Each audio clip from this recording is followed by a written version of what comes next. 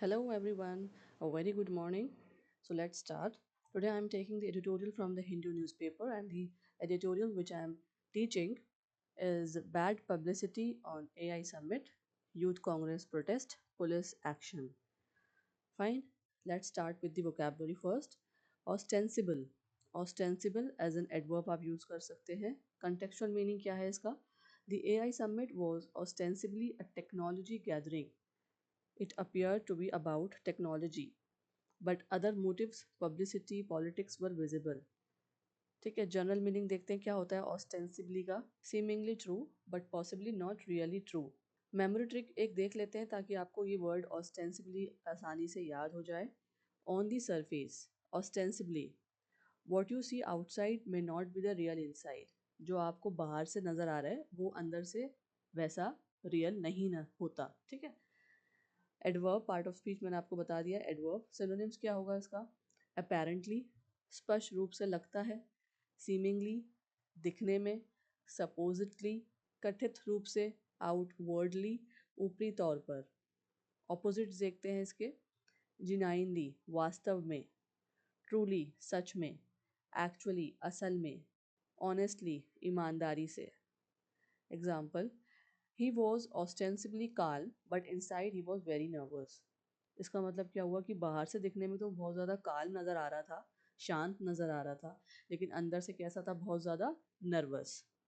अब इस पिक्चर से भी आप आसानी से समझ सकते हैं कि जो ग्रैंड समिट की बात हो रही है, एआई ग्रैंड समिट की, वो बाहर से तो ऐसे ही नज़र आ रहा था. ठीक है. इवेंट जो था, तो बाहर से वो ऐसा नज़र आ रहा था, what it looks like from the outside. लेकिन जब अंदर जाके देखा तो वहाँ पे क्या हो रहा था? पॉलिटिक्स चल रही थी. ठीक है. पब्लिसिटी हो रही थी, पॉलिटिक्स हो रहा था वहाँ अंदर. ठीक है. तो ऑस्टेंसिबली का मतलब क्या हुआ? Appearing one thing but reality is different. एक चीज़ बाहर से नज़र आना, लेकिन अंदर जाके देखा तो कुछ और ही वहाँ पे चल रहा था. और यहाँ पे जो लाइन यूज़ हुई है एडिटोरियल में वो भी इसी तरह से है. The AI summit was ostensibly a technology gathering. दिखने में तो वो टेक्नोलॉजी गैदरिंग लग रही थी, एआई समिट, लेकिन क्या था? It appeared to be about technology. ठीक है. टेक्नोलॉजी की जैसी लग रही थी कि अंदर टेक्नोलॉजी की कुछ बातें होंगी, but other motives, publicity, politics were visible. जब अंदर जाके देखा तो क्या हो रहा था? पब्लिसिटी हो रही थी और पॉलिटिक्स वगैरह नजर आ रहा था. ठीक है. This is the first word. Next है unedifying as an adjective. Contextual meaning देखते हैं एडिटोरियल में कैसे यूज हुआ है ये. The summit showed an unedifying aspect something disappointing and morally embarrassing. क्या दिखाया समिट ने? Unedifying aspect. इसका क्या मतलब होता है? Something disappointing and morally embarrassing. मतलब कोई ऐसी चीज़ जो बहुत ज़्यादा डिसअपॉइंटिंग हो या मॉरली एम्बैरेसिंग हो. जनरल मीनिंग देखते हैं इसका. नॉट इम्प्रूविंग, मॉरली और इंटेलेक्चुअली डिस्करेजिंग. मेमोरी ट्रिक देखते हैं. अनएडिफाइंग, एजुकेटिंग.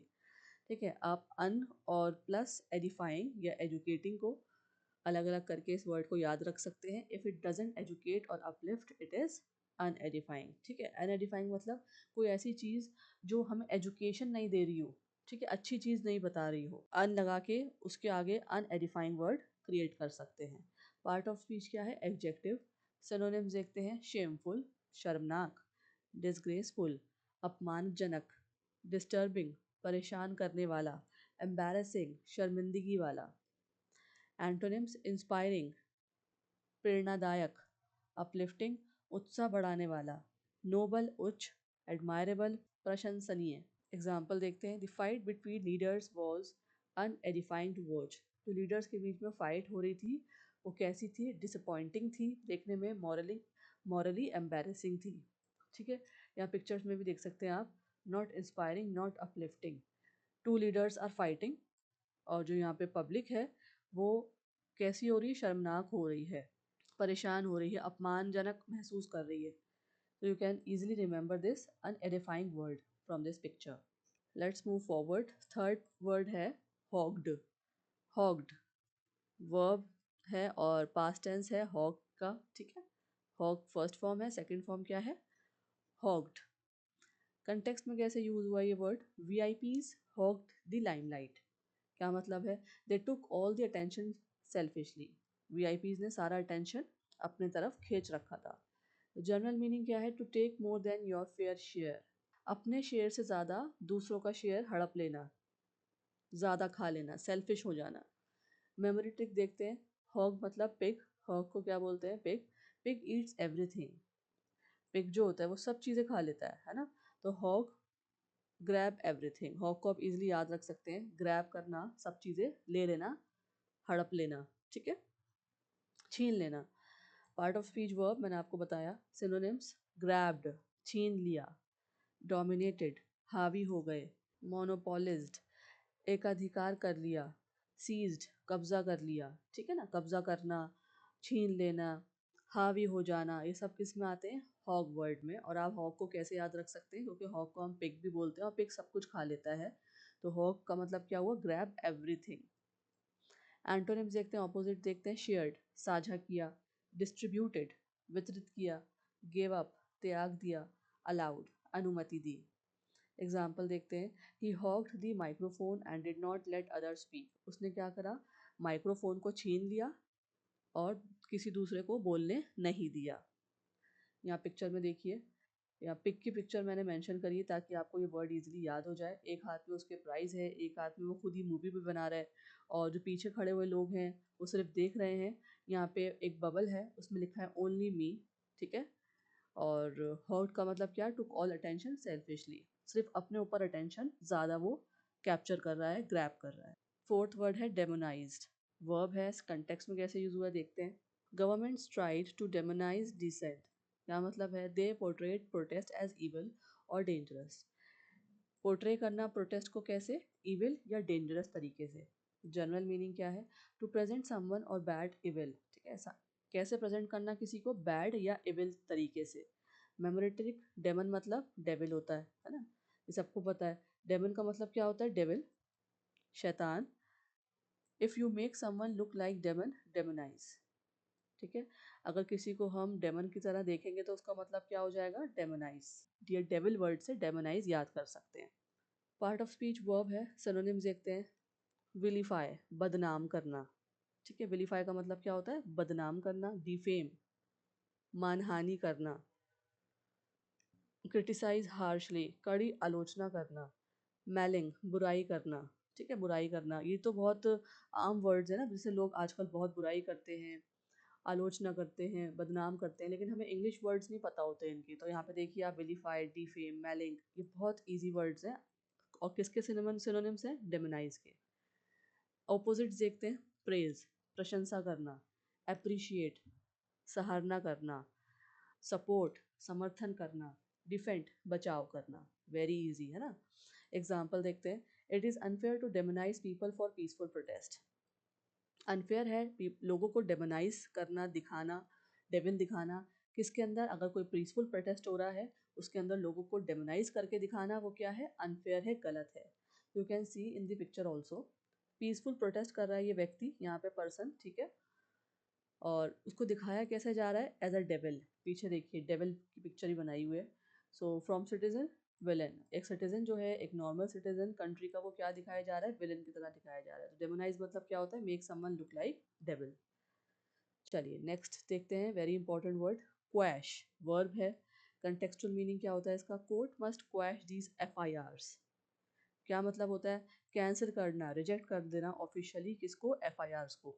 जनरल मीनिंग देखते हैं। टू ऑफिशियली रिजेक्ट और स्टॉप समथिंग, ऑफिशियली रिजेक्ट कर देना, कैंसिल कर देना, विड्रॉ कर देना, ख़त्म कर देना, या फिर किसी चीज़ को रोक देना। मेमोरी ट्रिक, क्वैश का मतलब क्रश, क्वैश क्रश एक जैसे राइमिंग वर्ड्स हैं ये। तो court crushes the case, court ने क्रश कर दिया केस को, का मतलब हो गया उसका क्वैश। पार्ट ऑफ स्पीच मैंने बताया, वर्ब है। सिनोनिम्स देखते हैं। कैंसिल रद्द करना, डिसमिस खारिज करना, ओवरटर्न पलट देना, नलीफाई अमान्य करना, ठीक है। ऑपोजिट्स देखते हैं आप। अप्रूव स्वीकृत करना, एक्सेप्ट स्वीकार करना, अपहोल्ड बराबर बरकरार रखना, कन्फर्म पुष्टि करना। Sentence, the high court quashed the false charges, high court ने क्या करा? क्रश कर दिया फॉल्स चार्जेस को। पिक्चर देखिए, क्वैश का मतलब आसानी से आप याद रख पाएंगे। FIRs हैं नीचे, डॉक्यूमेंट्स हैं, और एज अ मिरर के तौर उनसे दिखाया गया है, पेपर की तरह नहीं दिखाया गया, और उसे क्या करा जा रहा है, क्रश किया जा रहा है, कैंसिल करा जा रहा है, ठीक है ना। तो क्रश करने को, कैंसिल करने को क्या बोलेंगे, वर्ड क्या बनेगा, quash, crush and cancel officially, crush करना और कैंसिल करना ऑफिशियली। चलिए आगे बढ़ते हैं। पार्ट 2 है फ्रेजेस एंड इडियम्स का, वेरी इंपॉर्टेंट। फर्स्ट है hog the limelight, hog the limelight idiom है, क्या मतलब होता है देखते हैं ध्यान से, नोट भी करेंगे आप। To take all the attention and publicity, सारी सुर्खियां और ध्यान अपने पास रखना, ठीक है। Example, the actor hogged the limelight and did not let other speak, actor ने क्या करा, सारी चीज़ें ग्रैब कर ली, ठीक है, हड़प ली, खींच ली अपनी तरफ, लाइमलाइट कर ली और किसी और को बोलने नहीं दिया। नेक्स्ट है blown out of proportion, idiom है ये भी, blown out of proportion, to exaggerate something, make it seem bigger और more serious than it really is, किसी बात को बढ़ा चढ़ाकर पेश करना। ब्लोन आउट प्रोपोर्शन मतलब कोई बात है लेकिन उसे बहुत बड़ा चढ़ा के बोलना, ये भी बहुत करते हैं आजकल के लोग, राइट। चलिए एग्जाम्पल देखते हैं। It was a small mistake, छोटी सी गलती थी, but the media blue it out of proportion, media ने क्या करा, उसे बहुत बड़ा चढ़ा के न्यूज़ चैनल्स पे बताया या दिखाया, ठीक है। चलिए आगे बढ़ते हैं। थर्ड है in the same light, in the same light क्या है, फ्रेज है, क्या मतलब होता है, टू अंडरस्टैंड और जज something in a particular way, उसी नज़रिए से देखना, ठीक है, उसी नज़रिए से देखना। एग्जाम्पल देखते हैं। After hearing the full story, पूरी कहानी सुनने के बाद, I see the issue in a different light, ठीक है, मैंने इशू को किसी और नज़रिए से देखा या उसी नज़रिए से देखा जिस तरह से स्टोरी मुझे सुनाई गई।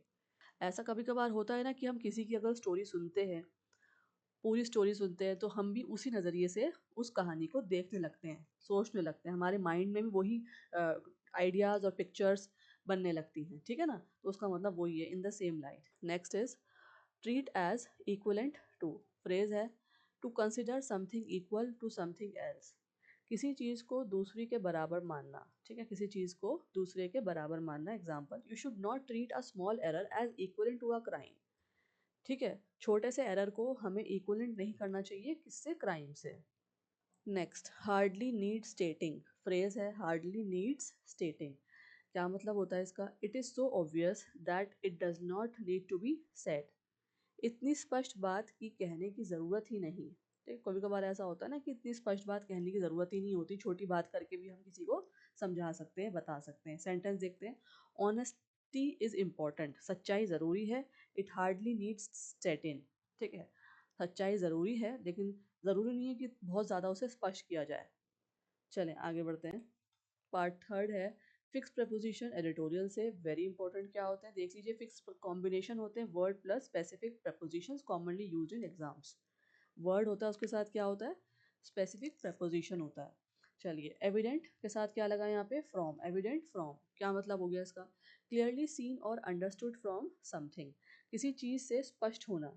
Example, his fear was evident from his face, कभी कभार ऐसा होता है कि किसी के फेस को देख के पता लग जाता है कि उसे बहुत डर लग रहा है, तो इस सेंटेंस का मतलब यही है, हिज फियर वॉज एविडेंट, उसका डर जो है स्पष्ट हो रहा है, कैसे, किससे, उसके फेस से, from his face. Participate in, second है, पार्टिसिपेट के साथ क्या लगा हुआ है, प्रपोजिशन, फिक्स प्रपोजिशन इन, क्या मतलब होता है इसका, to take part in something, किसी चीज़ में भाग लेना। Example, many students participated in the competition, ठीक है, बहुत सारे स्टूडेंट्स ने पार्टिसिपेट किया किसमें, कॉम्पिटिशन में। नेक्स्ट चलते हैं। Claim to be, claim to be, to say something is true, दावा करना। Example, he claim to be innocent, उसने दावा किया कि वो कैसा है, इनोसेंट है, शरीफ है ना। चलिए नेक्स्ट करते हैं। इक्वलेंट टू, इक्वलेंट के साथ क्या लगा हुआ है, टू, इक्वल टू समथिंग, के बराबर, ठीक है, किसी के बराबर। जैसे कि एग्जाम्पल देख लेते हैं। Hard work is equivalent to success, hard work अगर कोई करता है तो किसके बराबर होता है वो, सक्सेस, उसे सक्सेस ज़रूर मिलती है, ठीक है। फिफ्थ देखते हैं। Charged under, charged under, under लगा हुआ है फिक्स प्रपोजिशन, क्या मतलब होता है इसका, officially accuse according to a particular law, किसी कानून के तहत आरोप लगाना, ठीक है, किसी कानून के तहत आरोप लगाने को क्या कहते हैं, चार्ज्ड अंडर।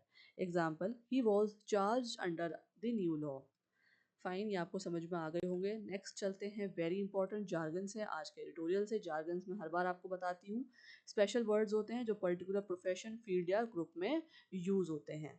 एग्जाम्पल लॉ है, पॉलिटिक्स है, टेक्नोलॉजी, मीडिया एक्सेट्रा। आज के एडिटोरियल में देखते हैं कौन से यूज हुए हैं जार्गन्स। फर्स्ट है इंटरिम ट्रेड डील। कौन सा टाइप का जार्गन है? पॉलिटिकल या इकोनॉमिक जार्गन है।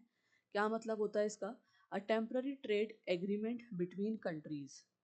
ठीक है, एक टेम्पररी, परमानेंट नहीं, टेम्पररी। क्या? ट्रेड एग्रीमेंट दो कंट्रीज के बीच में, अस्थायी व्यापार समझौता। ठीक है, मीनिंग देख लेते हैं एक बार और सेंटेंस के अंदर। The protest was against the interim trade deal. Protest किसके ऊपर था? इंटरिम ट्रेड डील के ऊपर था। सेकंड देखते हैं, FIR। ये वर्ड तो आपने बहुत ही सुना होगा ना, FIR। क्या फुल फॉर्म होती है इसकी? First information report. First information report. कौन से टाइप का जार्गन होता है ये? Legal jargon. लीगल जार्गन क्या मतलब होता है इसका? An official police complaint registered in India. एक ऑफिशियल पुलिस कंप्लेंट रजिस्टर कराना कहाँ पे? इंडिया में। पुलिस में दर्ज की गई पहली आधिकारिक शिकायत को क्या बोलते हैं? FIR। ठीक है, कंटेक्स्ट देख लेते हैं, मीनिंग समझ लेते हैं सेंटेंस के थ्रू। The activist demanded that the FIR be squashed. Activist ने क्या डिमांड किया? जो FIR है, फर्स्ट इंफॉर्मेशन रिपोर्ट है, क्या करी जाए? क्रश की जाए। स्क्वैश का मतलब मैंने आपको बताया पीछे, क्रश कर दी जाए, कैंसिल कर दी जाए हमेशा हमेशा के लिए। ठीक है, खत्म कर दी जाए। थर्ड देखते हैं, very important jargon, criminal conspiracy. Criminal conspiracy type कौन सा है? Legal jargon. क्या मतलब होता है इसका? A secret plan by two or more people to commit a crime. ठीक है, एक ऐसा प्लान, सीक्रेट प्लान या प्लॉट जो दो से या दो से ज़्यादा लोग बनाते हैं, किस चीज़ के लिए? क्राइम को कमिट करने के लिए, क्राइम करने के लिए। ठीक है, ये आपने बहुत सुना होगा न्यूज़ चैनल्स में या न्यूज़पेपर में भी, क्राइम कॉन्स्पिरेसी। अपराध करने की गुप्त योजना। ठीक है, अपराध करने की गुप्त योजना। सेंटेंस देखते हैं, they were charged with criminal conspiracy. चलिए आगे बढ़ते हैं। फोर्थ जार्गन कौन सा है? Unlawful assembly. कौन सा टाइप का जार्गन है ये? Legal jargon. ठीक है, क्या मतलब होता है इसका? अ gathering of people considered illegal under law. कानून के अनुसार अवैध सभा। ठीक है, ऐसी सभा बनाना, ऐसे गैदरिंग करना लोगों का जो कानून के खिलाफ है, इलीगल है। ठीक है, कंटेक्स्ट देखते हैं। The protesters were accused of unlawful assembly. जो प्रोटेस्टर्स थे, जो प्रोटेस्ट कर रहे थे, उनको किस चीज़ के अंदर घोषित किया गया, अक्यूज किया गया? अनलॉफुल असेंबली के अंदर। मतलब वो इलीगली काम कर रहे हैं। ठीक है, इलीगली जो है गैदरिंग कर रहे हैं लोगों की। तो जैसे अगर आप देखते हैं काफ़ी जगह प्रोटेस्ट अगर हो रहे होते हैं तो उन पे ये चार्ज लगा दिया जाता है अनलॉफुल असेंबली का। ठीक है, नेक्स्ट देखते हैं, very important, national integration. National integration कौन सा टाइप का जार्गन है? पॉलिटिकल जार्गन है ये। ठीक है, पॉलिटिकल जार्गन। क्या मतलब होता है इसका? Unity and solidarity among people of a country. Unity and solidarity among people of a country. राष्ट्रीय एकता। राष्ट्रीय एकता। सेंटेंस देखते हैं, for example, the speech was said to be against national integration. जो स्पीच थी, जो बोली गई, अगेंस्ट किसके खिलाफ? नेशनल इंटीग्रेशन के खिलाफ, राष्ट्रीय एकता के खिलाफ स्पीच बोली गई। पार्ट फिफ्थ पे चलते हैं, हाई फ्रिक्वेंसी कॉलोकेशंस। ठीक है, अब ये क्या होते हैं? Natural word pairs. ठीक है, नेचुरल वर्ड पेयर्स होते हैं, वेरी इंपॉर्टेंट, ये भी आते हैं आपके एग्जाम्स में। फर्स्ट है इस एडिटोरियल से, पीसफुल प्रोटेस्ट। पीसफुल प्रोटेस्ट कैसे यूज हुआ एडिटोरियल में वो देखते हैं पहले तो।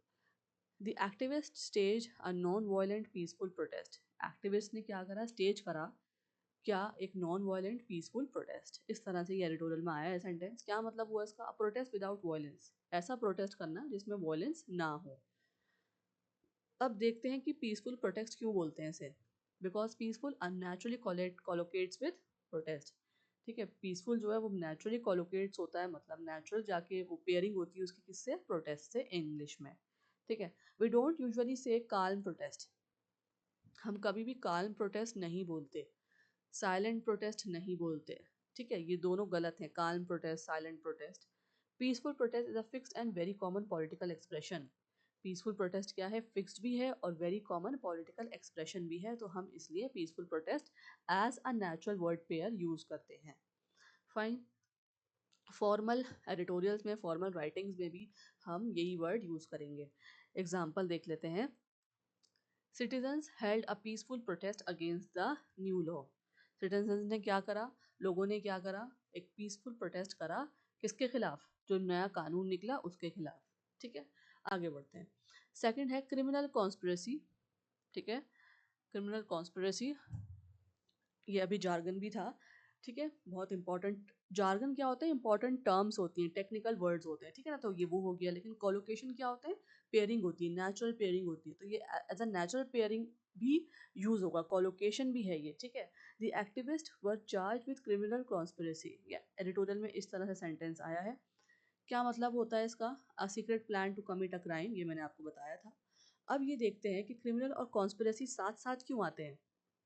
क्योंकि criminal is the legal adjective used with conspiracy. ठीक है, क्रिमिनल क्या है, एक लीगल एडजेक्टिव है जो हमेशा कॉन्स्पिरेसी के साथ ही आता है। कभी भी हम इलीगल कॉन्स्पिरेसी, बैड कॉन्स्पिरेसी नहीं यूज करते। ठीक है, लीगल इंग्लिश में और फॉर्मल इंग्लिश में हम फिक्स टर्म यूज करते हैं, criminal conspiracy, very important, you have to remember this. ठीक है, आगे बढ़ते हैं। सेंटेंस में एक बार एग्जांपल देख लेते हैं।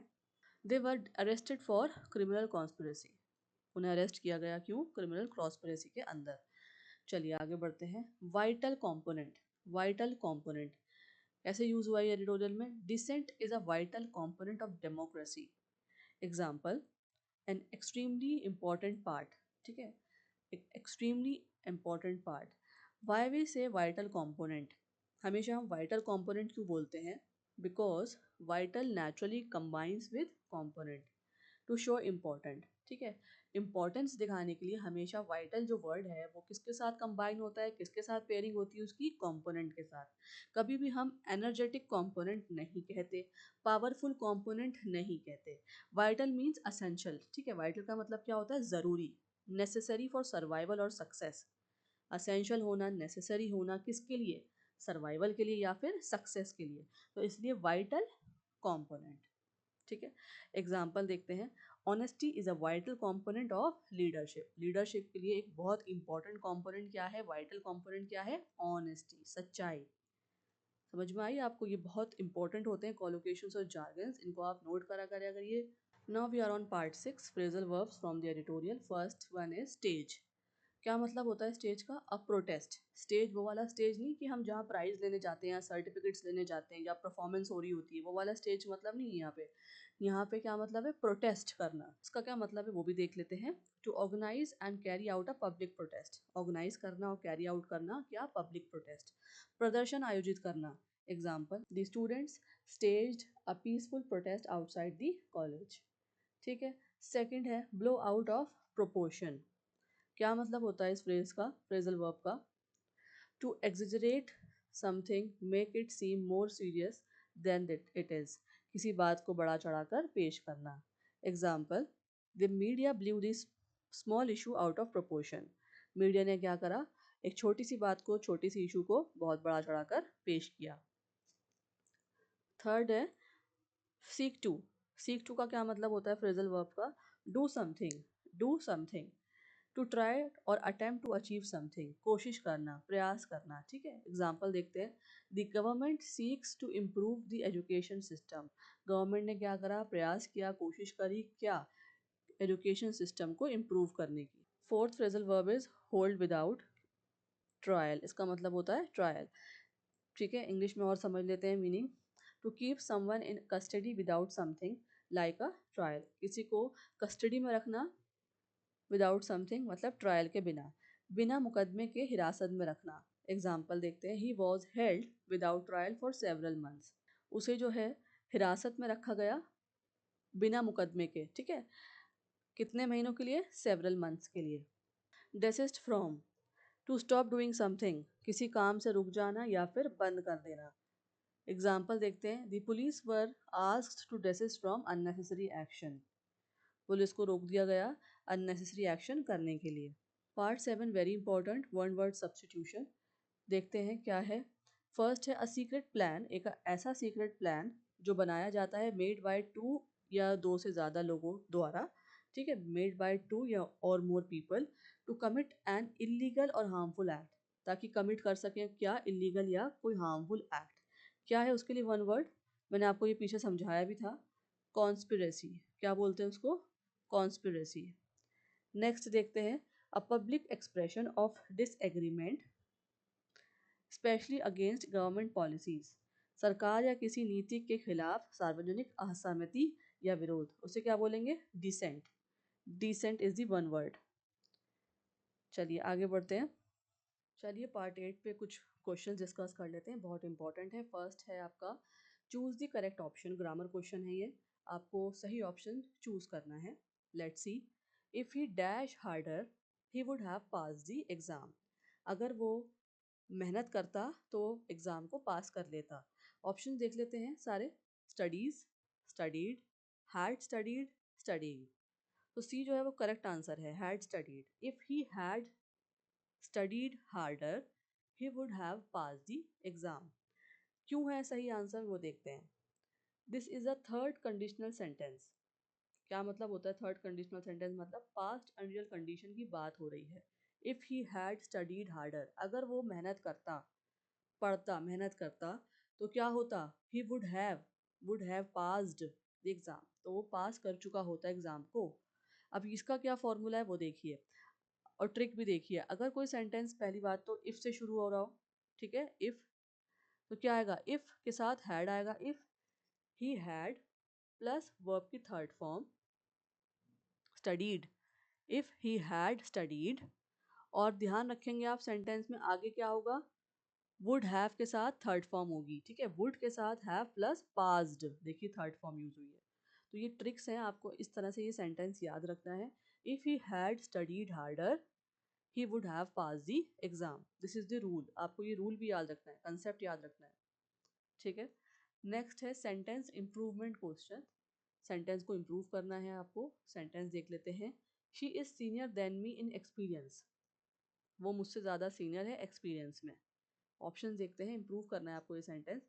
Senior to me, senior from me, senior over me, no improvement. So answer क्या हो सकता है इसका? आंसर है A, senior to me. Senior always takes the preposition to not than, ये मैंने आपको पहले भी एग्जाम्पल कराया है एक अपनी पहली वाली वीडियोस में। अगर आप मेरी वीडियोस रोज देख रहे हैं तो वही मैं बात करती हूँ आपसे, ग्रामर के रूल्स नोट करा करिए, कंसेप्ट जो है ना कहीं लिख लिया करिए, क्योंकि ये बार बार रिवाइज होने वाली चीज़ है। ग्रामर रूल्स कभी चेंज नहीं होते। तो हमेशा याद रखिए, जहाँ पे सीनियर होता है वहाँ पे कभी भी देन नहीं आता, क्या आता है? To. Senior always takes the preposition to, हमेशा जो है सीनियर प्रपोजिशन लेता है टू, देन नहीं लेता, ठीक है। तो senior to me is the right answer. तो ट्रिक्स है, अगर इस तरह से कोई क्वेश्चन आता है तो आप सीनियर के साथ हमेशा टू वाला ऑप्शन चूज कर आएंगे। आगे बढ़ते हैं, very important. So now finally part 9, reading comprehension की प्रैक्टिस करेंगे आज हम। कल हमने क्लॉज टेस्ट किया था, आज हम रीडिंग कॉम्प्रहेंशन करेंगे। और यही आर्टिकल जो आज मैंने आपको पढ़ाया है, एडिटोरियल पढ़ाया है द हिंदू से, उसी का मैंने मॉडिफाई करके आपको यहाँ पे एक पैसेज दे दिया है। और जब मैं आप पढ़ूंगी, जब आप मेरे साथ इसको रीड करेंगे, तो आप नोट करेंगे कि वही वर्ड्स जो अभी हमने वोकैबलरी में पढ़े हैं, कोलोकेशंस में पढ़े हैं, जार्गन्स पढ़े हैं, वो इसमें यूज़ हो रहे हैं, ठीक है। फिर हम जो आरसी बेस्ड क्वेश्चंस हैं, बहुत इंपॉर्टेंट होते हैं वो भी, और उसमें इन डेप्थ नॉलेज होना बहुत ज़रूरी होती है पैसेज की। फिर हम वो समझेंगे और करेंगे, ठीक है, ताकि आपको आइडिया हो जाए कि आपको कैसे आरसी को सॉल्व कर कर आना है। चलिए first we will read this paragraph, whole passage, then we will discuss the question. The India AI Impact Summit 2026 in New Delhi was presented as a major technology gathering aimed at showcasing innovation and spreading awareness about artificial intelligence. However, the event exposed certain disappointing aspects.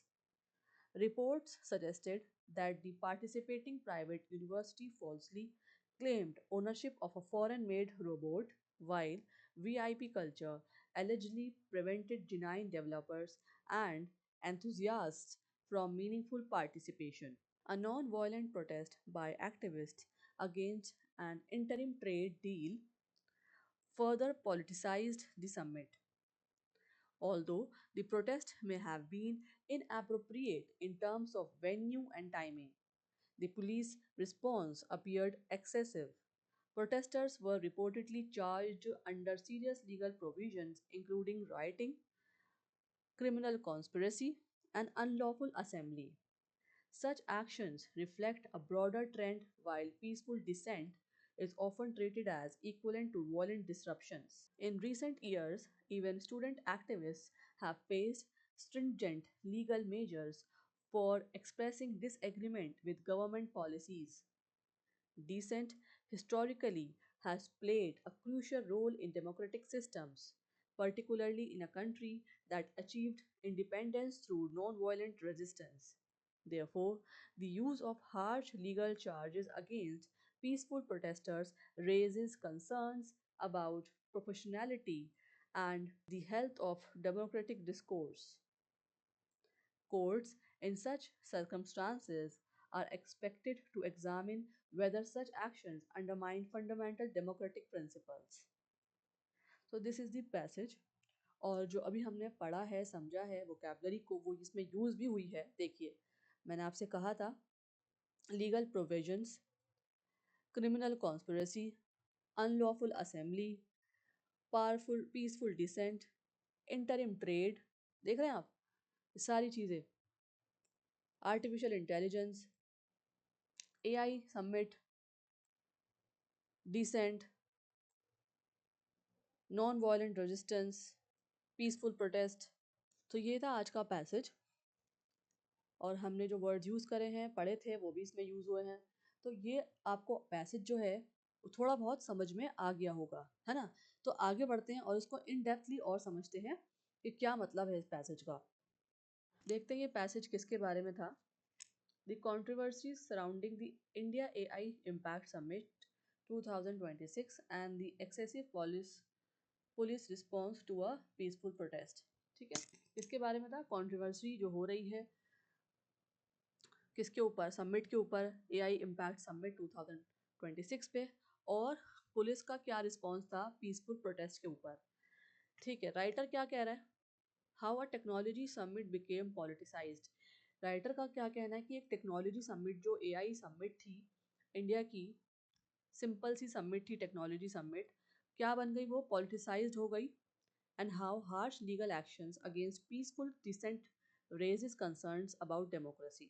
और क्या हो गया है harsh legal actions लिए गए हैं peaceful protest हो रहा था नॉन वायलेंस प्रोटेस्ट हो रहा था उसके ऊपर क्या लिए गए हैं हार्श लीगल एक्शंस लिए गए हैं सेंट्रल आइडिया देख लेते हैं पैसेज का The article highlights how a technology summit was overshadowed by political controversy and disproportionate police action.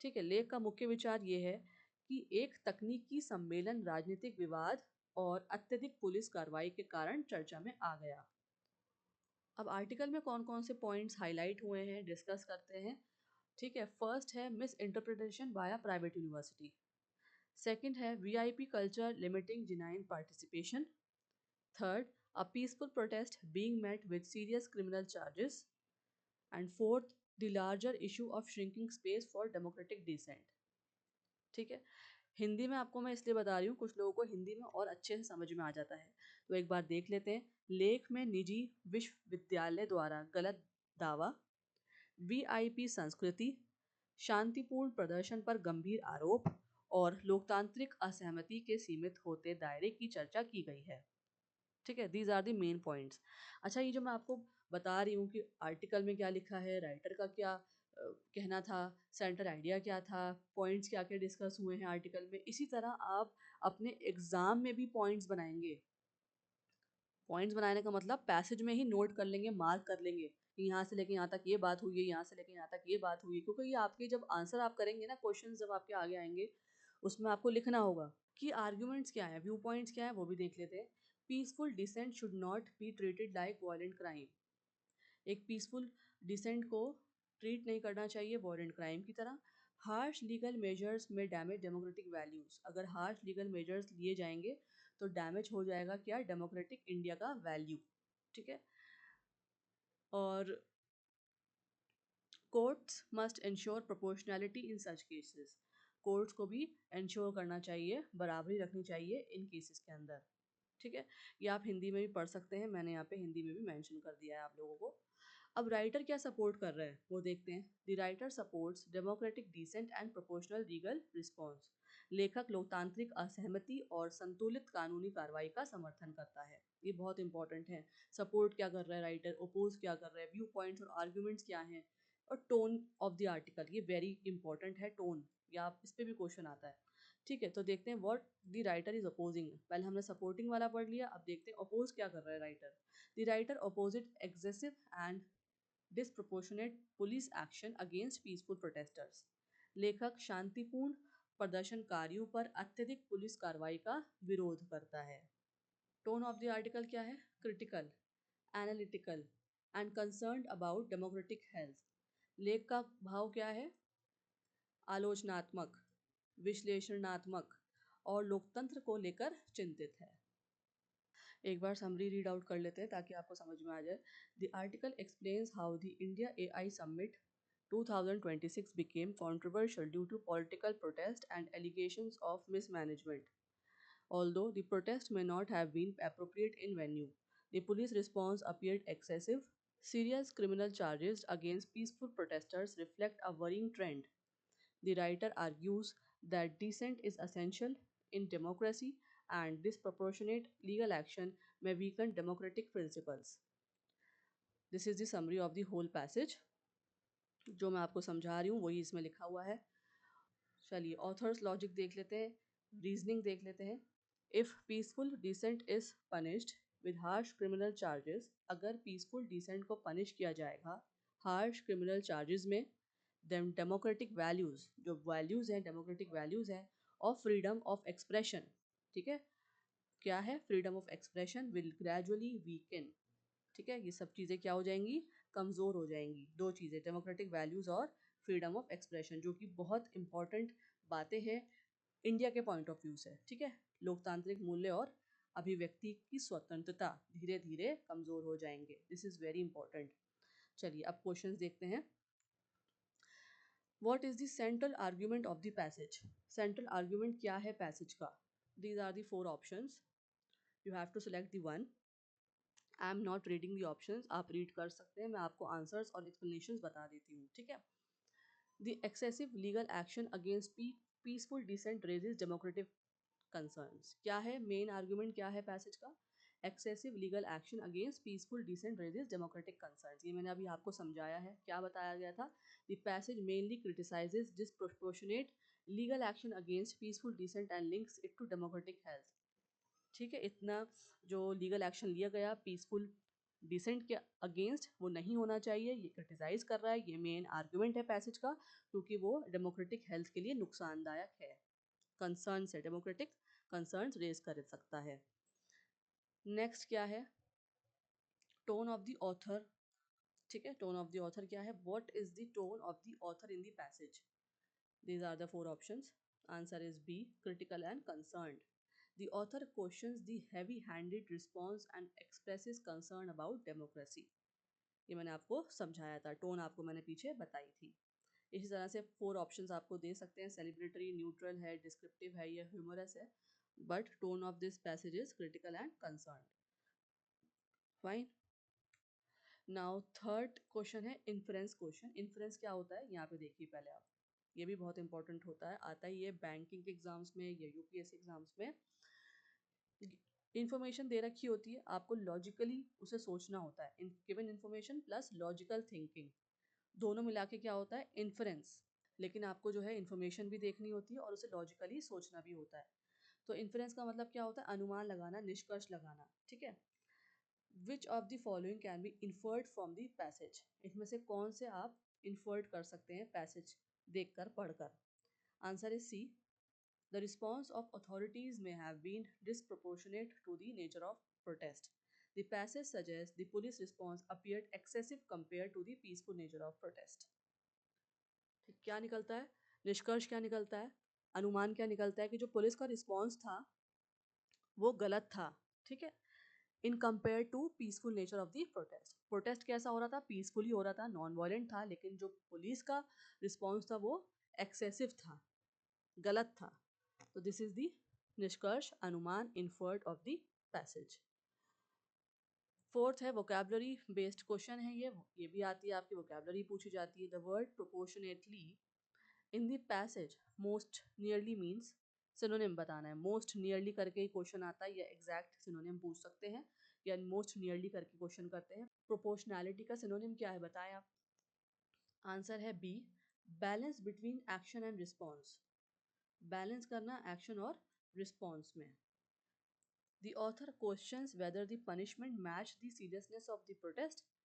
Hence, proportionality refers to balance between action and response. देखिए one word भी आ सकता है आपका इसका, आपको मीनिंग दे देंगे balance between action and response, आपको one word बताना है, तो क्या है प्रोपोर्शनैलिटी। नेक्स्ट देखते हैं, वेरी इंपॉर्टेंट क्वेश्चन है ये, क्रक्स और कोर आर्ग्यूमेंट बेस्ड क्वेश्चन होता है ये, ठीक है।